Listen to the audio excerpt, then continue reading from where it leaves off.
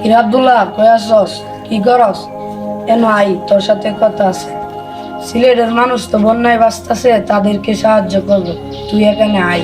রে আকরাম, কি বলবি? আমি তো বাড়িতে যাইতেছিলাম। তুই কই আসস? আমি আইতেছি, দাঁড়া। তুই আইসস, বউ এনে। সিলেটের মানুষকে তুই কি সাহায্য করবি? কেমনি কি? আমাদের তো অনেক ফ্যান ফলোয়ার আছে, তাদেরকে বললেই তো অনেক টাকা দিবে। বিকাশ নাম্বারটা দিয়ে একটা পুশ করব, দেখবি অনেক টাকা চলে আসবে। যাই, বাড়িতে যাই, ওয়াইফাই দিয়ে একটা পোস্ট করে আসি। আজই চল বাড়িতে যাই।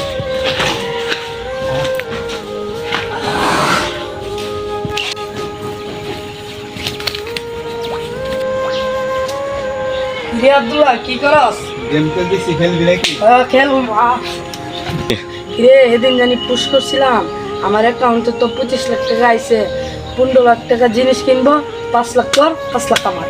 15 লাখ টাকারই 10 লাখ টাকার কি হবে? আরে না, মানুষ অনেক বেশি, তারা তো বন্যায় বেসতেছে, তাদেরকে কিছু ভালো মন্দ খাওয়ানো দরকার না? বাংলাদেশের ছাত্ররা আন্দোলন করতে গিয়ে জীবন বিলিয়ে দিতেছে, মানবতার ভিড়ওয়ালা আকাম ভাইকে তো একটা কল দিতে হল।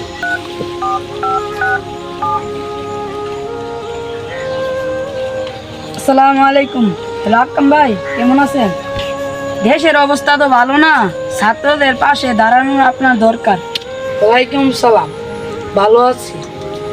আজকে কি মনে করে ফোন দিলেন?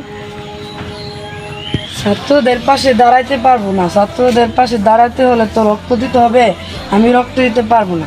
আমাকে বন্যার সময় ফোন দিন, আমি বন্যার সময় মানুষকে সাহায্য করতে পারি। আমি আমার বন্যার মধ্যে থাকতে চাই, আমি কিন্তু আন্দোলনের মধ্যে যাইতে চাই না।